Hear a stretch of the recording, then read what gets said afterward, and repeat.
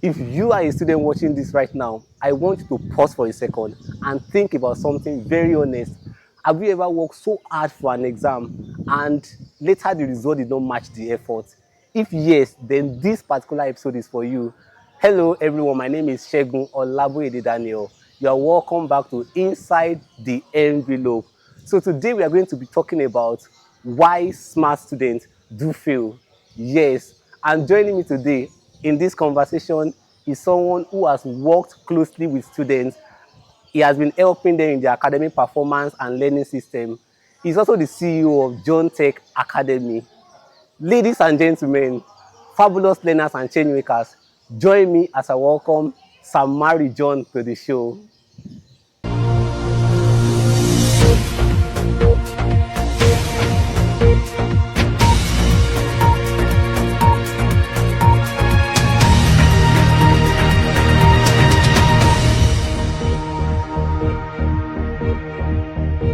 So, John, you're welcome to the show. Oh, thank you for having me. Yeah, I think you say hello to our audience at home. Okay, hello everybody. All right, before we get into the questions, honestly, I want to say a big thank you to you for coming on the show. And I really admire what you are doing with the students, especially in the area of improving academic performance and helping them come up with learning systems. It is actually very impressive. And personally, I'm looking forward to this conversation today. It's actually a privilege to be here, and I'm really looking forward to our conversation. Yeah, so let's start from the foundation, the very beginning. So what we are talking about says that why smart students still fail. All right. So I want to ask, do smart students actually fail, or is this more about our own definition of smart? I would actually want to believe that the smartness we're talking about is based on intelligence. Okay. So, and if it's truly like that, then yes, smart students usually fail, and they do fail a lot, actually, because when it comes to exam is not actually measuring intelligence. Exam is more of measuring system, like it's measuring your preparation, it's measuring your time management skills, measuring your application ability, like how you actually apply what you've studied Yeah. to like real life scenario or solving of questions. Yeah. And it's also like testing how you can work under pressure. Under pressure. So that is actually what exam says. So most intelligent or most smart students, some of them are actually like ignorant. So they will like they believe that they are intelligent. They can actually grasp whatever they are studying at a very quick rate. So they will actually keep whatever the thing that they actually need to study. They'll keep it till when it's very close to the exam. So there's no preparation in between those like stages. And you know, when it comes to university students, we have a lot to actually like cover. And for us to cover it within that short period of time that is very close to exam, it's actually going to be very difficult. That's when you start seeing that students that are actually very smart, they start failing Wow. because of that kind of scenario. Wow, that is very, very, very insightful. Very, very insightful. And that will lead us to the next question that we're having here. So now, from your experience working with students, so what are the most common mistakes students make before exams? Okay, common mistake. First thing I'm going to say, I've actually seen a lot of students actually make is they actually like they neglect sleep. So they will be like, exam is very close. I don't need to sleep. So they'll be like, I want to go for night class. I want to study for a very long period of time. And one thing about sleep is, it's during your sleeping hour that your brain actually like stores information. Is during that period that there's actually this kind of connection going on in your brain. I think we know what they're calling neuroplasticity. Yeah, yeah. So it's during those periods that all these things are actually working. And a lot of students are actually not taking that into consideration. So they will either skip sleeping or they would go for night class and the rest. Another thing I actually noticed is they study passively. They will start putting in a lot of information into their head. They will start reading a lot of books, start watching a lot of YouTube videos, and our brain is not like a recording device. It's not really like a computer, but it's actually more stronger than computer sharp. Okay. But if you're putting in a lot of information inside the brain, it's just like a sieve. The ones that you've put in before is going to go out. So when you're putting in more and you're not like interacting with it, you're not actively participating in what you're putting Okay. in, Yeah, that's your the brain is active. not going to take that information you're putting in as something serious. You just be dishing it out. So it's the one that you actually put in immediately at that, like the last information you put in, that your brain will not see that to not save at that moment. So that's how it is. So they are not passively interacting with whatever they are studying. Wow. I hope a student out there is listening to this and planning to make correction changes. Okay, so now I want to ask some students, fine, after they already realize this, okay, we see that they keep repeating the same mistakes even after experiencing failure. Why do you think that is still happening? I would like to say is ignorance. Yeah, they know what is right, but they actually don't want to like they are not open to change because it's actually difficult. They've actually built an habit on that kind of system. Yeah, So for habits. them to change is going to be difficult, and it's going to take a long time for them to adapt to this kind of system and the rest like that. So I'll say it's about ignorance, and another thing is when they are afraid of failure. You see, when you are afraid of failure, you are like, because one thing I know about studying is the more you are studying, the more you know that you know nothing. So you are Wow. studying Yes, this and yes. you are discovering that, oh my God, I don't know anything. So, Yeah. and now they are getting to a new system. The other one that they are using before, I've been helping them for some time. And now you are bringing in a new system to them, telling them that this system is effective. For them to actually start taking up that system, it's going to be difficult. And Okay. now when you have a limited amount of time, you know that your semester is very short and everything, for the amount of information you have to put in, they'll be like, Omo, to take this thing is not going to be that easy for me. So they are afraid of Exactly. they are afraid to fail. So they are not going to actually pick that system up. Interesting. Now, this next question will be like a follow up to the question I just asked you now, which you answered brilliantly. A lot of students will be like, "I'll study later. I'll study later," and later will never come. Like later, Procrastination. procrastination. So, why do you think students struggle with procrastination even when they know what might happen Yeah. at the end or in the long run? Yeah. I would say procrastination is actually based on emotions. Hmm. So is how do I put it? It's based on the way they are feeling. And I would say one of the major reasons is fear of failure. That is number one. That is number one. When you are afraid to fail, you are afraid to fail. You know that if I read this thing, I'll know that there are more to study. If I study this thing, I know that there are still more to study. So that fear, you want you to shift that task at that moment. And that thing is lack of clarity. Let me put it like that. They know that they need to study, like you said, but they don't know where to start from. They don't know, because for example now you're taking 6 courses or 8 courses, and then you know that the classes are the classes are mixed. I know that when it's time for exam, you don't know which is coming before which until when it's now like very close to the exam, before the exam time people come outside. So during that time, it's now like, which one will I study? How will I study this one? So that lack of clarity is another thing. And the last one I would say is that they have this actually every human being actually have it, this instant gratification. They have this instant gratification stuff. So the studying for a very long time will actually bring in very slow results. So if you are studying, the only time you can know that yes, what I'm studying is actually going in, when you test yourself. And Yeah. then if you now test yourself and you now notice that this thing I've studied did not actually enter, that's another problem. So that instant gratification is something that we we like to we have personally. So, and since studying cannot bring that instant gratification, they'll tend to push it off. And it's not something that they just do intentionally. Some of all these things are unintentionally. They just their mind will just tell them to push it out, and they just push it out. Like that it is. Well, interesting. Thank you very much for that. During the course of you answering that question, you said something about at some when it gets to a certain stage, students will now start asking themselves something like, "How will I study it?" Like it's already getting to the stage whereby they don't even know maybe the What the next step next to step take. to take. So I Yeah. want to ask, are there habits that look like studying but are actually ineffective? Yes, they are a lot. Okay. They Could are, you but please I'll, like I'll, I'll shed more light mention on that? I'll mention some. Number one is long studying. Like, for example, I've tried studying for 10 hours. Okay. Like, just sit down on your table and you just keep on reading, reading, reading for as long as 10 hours. And I've also tried studying for 2 hours. Okay. And the thing is, when you study for 10 hours straight, you will not get as much information as when you study for 2 hours. And even that 2 hours, you're not supposed to study for that 2 hours straight. you have to also take a little bit breaks, because when it comes to the brain itself, the brain actually gets, should I say, the brain ability to focus start to Okay. depreciate as time starts getting longer. So instead of, for you to actually utilize your brain power very well, you need to study for a very short amount of time. For Okay. example, now you just have to I do tell my students like this: when you are studying something and you Okay. start noticing that you're now getting easily distracted, then you know that you've reached your limit. Okay. Now just Okay. pause, just like you can just stand up, walk all around, and then come back again.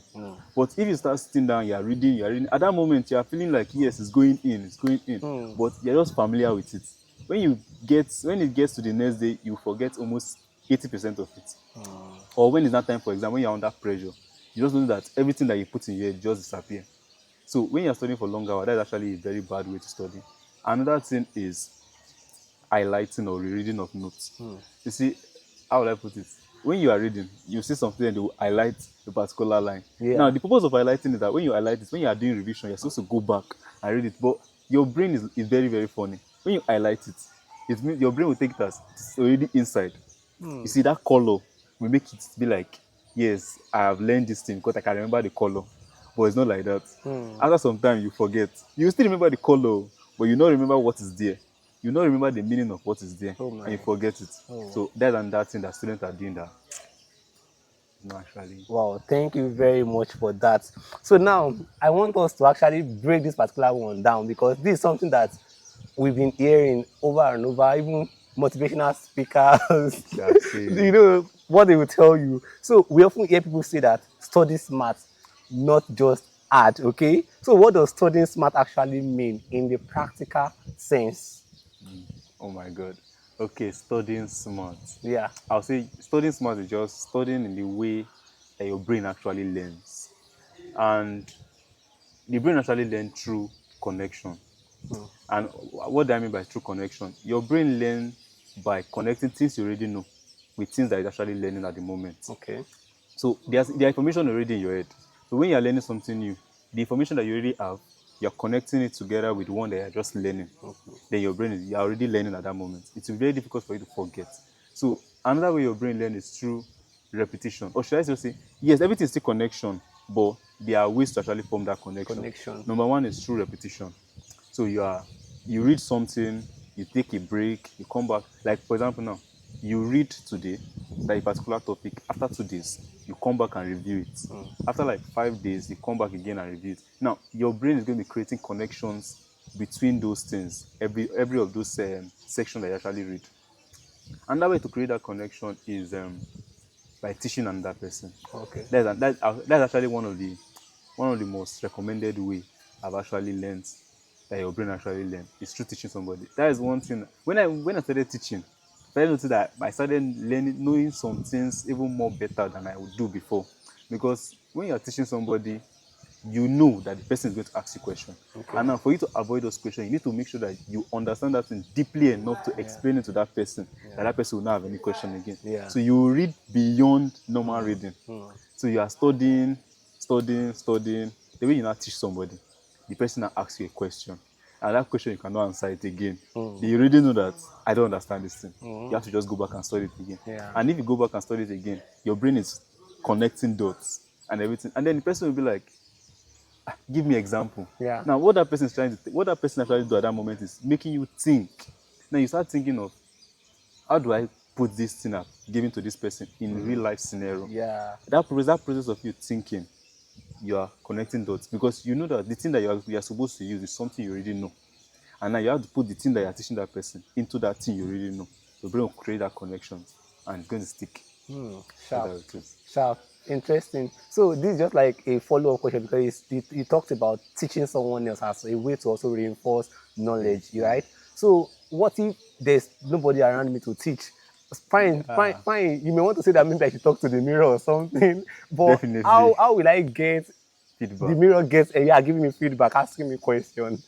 Okay. So what can be done? I would go back to I'll go back to the study techniques. It's called Feynman technique actually. Fine. Feynman technique. It's Okay. developed by Richard Feynman. Oh wow. So the thing is, you can actually talk to the mirror. Actually, it's good. But Okay. me, I usually tell my students to write it down.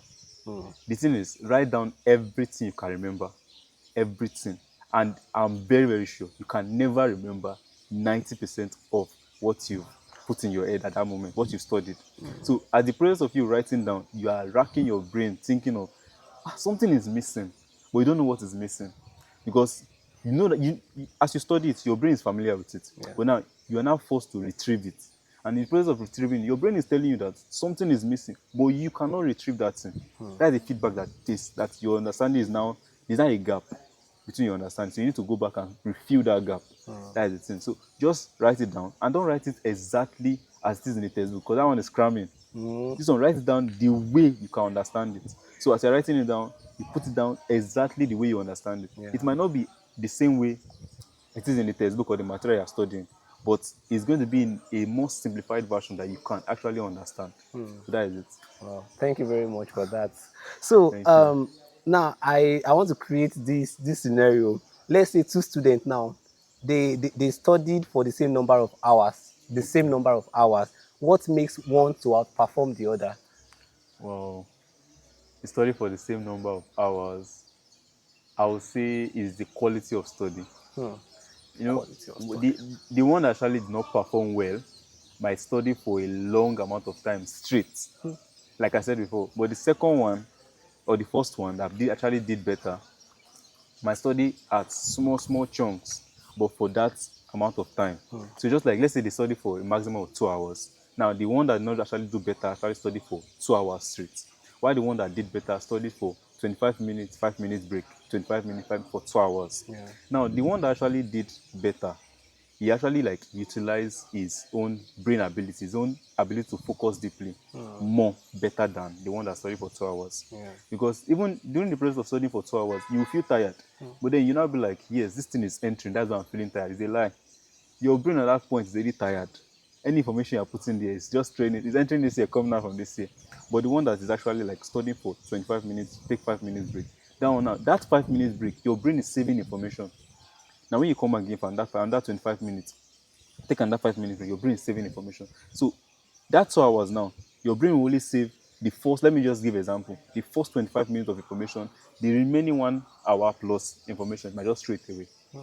So that is it. It's the quality of study, not Not the the long longest hours. years. Wow, interesting. So I want us to get practical now, okay? Now, assuming I have like 2 weeks to my exam, 2 weeks to my exam. Wow. So what should my preparation strategy, what should it look like? 2 weeks to the exam. That means you have just 2 weeks to study. Exactly. Uh, I will give I will give something that I've actually seen work. I will say, okay, the first week, use it for like organization. Okay. Or should I say the first 2 days, use it for like organization. Identify your strength and weakness. You will look for the courses that you have strength in, and you look for the courses that you are weak at. Yeah. Then you also, inside of those courses, you look for topics that you have strength in. Look for topics that you are weak at. Now, what you're going after that 2 days, after you've identified all these things, then you now start deep learning. This is like intense focus. This is not the one that you are checking your phone and everything. So you will first of all tackle the one that you are weak at. You make sure that you understand it well enough. You study, and when I'm saying deep learning, I'm talking about active studying. You are practicing questions. So I always tell my students to, like, you pick past question up. As you're answering those past questions, you are using textbook to understand it. Because at that point, you don't understand the questions. So when you read it, you look at your textbook for the answer. But then don't just put the answer in your head. Understand why the answer is the answer. So after that, the last week, which is a week towards the exam, first thing first, the last 2 days, don't study, just sleep. Just sleep and enjoy yourself. Are you sure, I'm sir? very serious. Or the last day, Wow. the last night before your exam, just make sure you sleep. If you can sleep for 8 hours straight, sleep. Okay. But you see that first day, the second week I'm talking about, the first day to the second to the last day, you use it for revision. You see that your strengths, those courses that you have strengths in. You know you not studied the first week. Now use this time to review it. And as you're reviewing, you're also reviewing the ones that you were weak at, that you're already having strength in now. You review it also. Now, when it's time for the exam, you know that you'll be able to remember things very, very easily. Well, interesting. Thank you very much.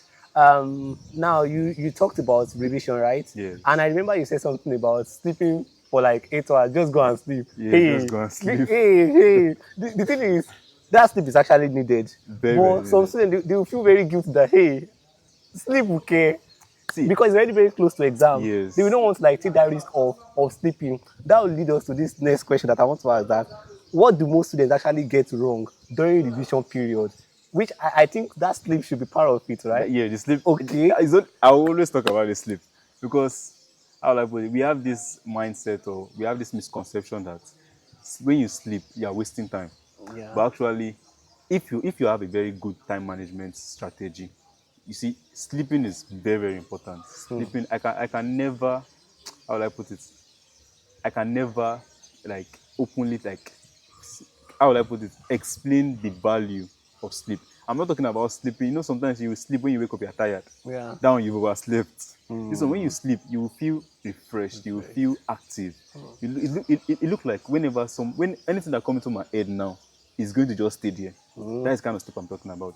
So just that sleep is very important. And that thing for revision is they think that revision is when you are just reading. But revision is more of you are like practicing application. Application Application. is more of revision. Application. So application. So you practice more questions because it will actually test, we are preparing for exam. So you are trying to like prepare for the exam. So you have to like practice in exam condition. And what the exam condition is, you're answering questions. So just answer question. That's review. So you are post those questions. When you are reading, you are bringing in you are taking in information in. When you are practicing, you are bringing information out. So you are really training your brain to bring information out. When it's not time for the exam, you will easily be able to bring out information and you'll be able to manipulate that information to fit the question that you are given. So that's how it is. Just practice question. Wow. So revision is actually application. Application. Interesting. So this particular statement is common amongst we students. Sometimes will be like, I read or I read, I understand. Sorry, I read, I understand, but I forget everything in the exam. Or Yeah. that statement is actually familiar, right? Yes, They'll be very like, familiar. how I read that thing, I don't read that, but in the exam, I forgot what I read, something like that. So, what do you think is the cause of this? Why does this happen? Okay. Okay. I have to go deep inside understanding. Okay, understanding actually have stages. Understanding have stages. Now, the first stage of understanding is familiarity, and that is where a lot of students actually like end at. When you study, you believe you already know it, but instead you are just familiar with it. Now, when they give you a question that is not the same way you've seen it, your brain starts to scatter. You now believe that you cannot remember it, but it's actually there, but it's just that it is scattered. But now, remembering is now different. Remembering means that you've trained, like, the only time you can remember something easily is when you've trained your brain to remember. That's where this recall comes in. Like, and this practice. Now, when you are practicing questions, you have trained your brain to bring information out. Now, when your brain is already used to bringing information out, then you can easily remember no matter the question um, setting. Easily remember it. So that's how it is. It's just about retrieval. Just about retrieval. Being able to retrieve. Being So, able to so, retrieve. so, like, do you have any recommendation for that now? Uh, for retrieving, how to Yeah, train yourself to retrieve. yes, Just, yes. In just a example, practice question. practice A practice questions. question. That's how Wow. it is. Wow. So now I want to ask you this. If you had to recommend only three study techniques every student should start using immediately, what would they be? Uh, And why those three? I definitely have because I actually use them. Okay. So I love Feynman techniques. You mentioned I five love one before, Feynman like I techniques. know you are going to say it again. I love Feynman. The reason why I love Feynman technique is, you see, the process. The process is actually very slow, but it's one of the most effective methods I've seen. It's like combination of the other two I'm going to actually say next, Okay. but it is a very powerful technique if you use it right. When you study, you teach somebody or you write it down in Yeah. your own understanding, Yes. you identify gaps. You will definitely identify gaps. Okay. Now you now go back and you fill that gaps and then do it again. Yeah. The process you're doing it, you are retrieving, and that process you are retrieving and you are identifying that yes, I don't know this. Something at that point will feel like, I don't know this thing.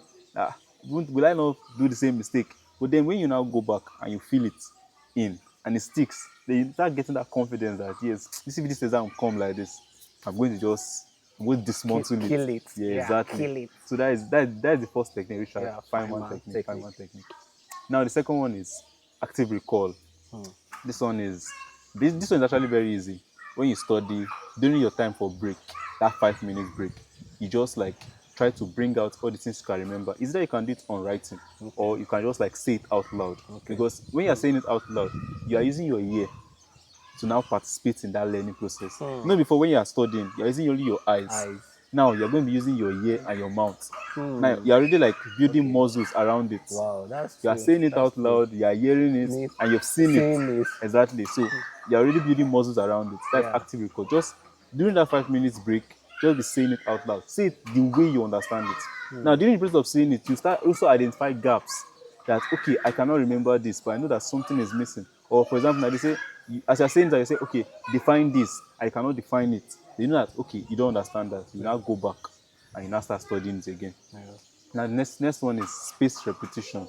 This one is you study it today. After a few days, like 2 days, you review it. Just go back there, glance through it, practice more, and then you after 5 days again, go back again, practice more, like that. The more you are doing this, your brain is. I mean, I like telling my students that your brain is already like taking it as very important. Take for example now a child before he try to learn how to walk, you need to practice walking, and it might take like 5 days or even more before the child can be able to stand up and start walking.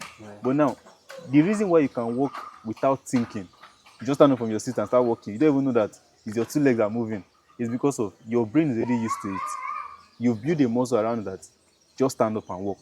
That is it. If you stop walking now for a very long period of time, you start you know that you need to start practicing again to start walking. Wow. That's spaced repetition work. So when your brain is seeing that information at regular interval, it's now like taking it that, oh, this thing is very important. Let me save it at a special place. Okay. And it will be easy for you to bring it out. Sometimes, for example, now, someone can just wake you up and tell you, what is this? You just stand up and answer. And you'll be like, I'm going back to sleep. And then the next day, the person tell you that, do you remember what I said? I do not remember. But you got the question right. So what made you get the question right at that point is because your brain knows the answer. So when you just stop you and you stand up and answer it and you go back to sleep, you are not fully conscious, but that information is already there. So your brain just control your mouth to just answer it. Yeah. That's how it is. Wow. Thank you very much. You've given us three powerful techniques. The first one is Feynman technique, active recall, and space repetition. Brilliant. So before we wrap up, I want to ask, what is one academic truth you wish every student understood early in their journey? One academic truth. One academic truth. I would just say, there's nothing like failure actually. That no students actually do fail. Yes, your time might be, you might actually spend a lot of time, but every time you fail, you're actually learning something. The goal is, the thing is, when you stop trying to learn, that time you now fail. But when you notice that, okay, let me use the word failure now. You fail at something, and then you go back to learn that thing. You are not failing. You're just learning. So that is one academic truth I would like to say. Wow. The question that I was supposed to even ask you, I think you've touched it already, because we have some students, maybe they've written an exam and they failed, or the result did not turn out to be what they were expecting. So and some of them, they already consider themselves as maybe failure, that maybe they don't have what it takes to even be a student and excel like others. So what is that advice or encouragement you can just, I know you've already said that they are not a failure, they should not see themselves as Yeah, failure, you stuff should not like do that. yourself as failure. Do you have other things to actually like still add to Yeah, it? I would just say that they're actually special. They are Oh. special. Oh. They are special in the sense that they need to do more work to get what others are getting. Yeah. That means they are not really average. And those kind of people, when they start doing that work, they'll become more good at that thing, because they're now like engaging in that thing more than others. Because when you study something and you get it immediately, you want to shift it one side. Like, I've known this now. But these ones, they study it today, they not learn it. You study it again. Their brain and that process is creating muscles around it. And the more connection your brain make, and the more solid that connection is, the more you actually put it in your, like, the more it will last long in your memory. It's just like the same neuroplasticity I said. You see, your brain is connecting dots, connecting what they're calling neurons in your head. Yes. And that neurons now, it is not strong except you keep on like using that information, Yeah. start getting stronger. And when it becomes very, very strong, it can never be caught, like can never be destroyed. It just stays there. That is it. So they should just believe that they are special, Yeah. but they have to just do the work that special people need to do. Yeah. Keep on, keep on working. Yeah, exactly. Well, thank you very, very much. I really appreciate it. I mean, thanks for coming on the show and thanks for every single thing that you've shared with us. So, if you're a student out there and you probably encounter a form of setback, in your academic journey, don't see yourself as a failure, just as you've heard. And it's more about the mindset, right? Yeah. What you choose to believe. And the other thing again that you need to do, you are special and consider yourself that you have more work to do, okay? Yeah. Consider, yeah, you have more work to do. Put in the effort, you understand? Put in the effort, put in the work. And before you know it, you start seeing changes in your academics. So we've actually come to the end of the conversation. Once again, thank you so much for coming on Yeah. the Thank show. you for having me. So yeah, before you go, we always appreciate our Oh my guests God. that brings value, that brings insight to the show. So you are not going to be an exemption. Okay. So we at Make It Make Sense with Segun, we have this token for you as a way to show our appreciation to you for coming on the show. So once again, yeah, thank you for coming Okay. on the show. Thank you. Thank Yeah. you for having me. Actually. Yeah, you're Yeah. welcome. Thank you. So, dear fabulous learners, and I'll call you change makers, leaders out there. We've had everything from our guest, that's Mr. John, the CEO of John Tech Academy. Academy. Okay, so what's your social media? And I think you just drop it in Yeah. case they want to Just like. John Tech Academy 1 on Instagram, YouTube. Okay. So yeah, and I don't just this conversation is not just for you to hear it alone. You need to be intentional about it, be proactive, like reflect on it, reflect on every single thing that we've discussed. You can even come back to rewatch it. You understand? So the sky is the starting point, and of course we are here to make everything make sense together. Remember, this is Make It Make Sense with Segun. And do well to drop a comment, drop a comment, share this particular video to your friend that you think we also need it. So I think that will be all, okay? Yeah. Yeah, keep growing, keep excelling, keep doing great things. Bye.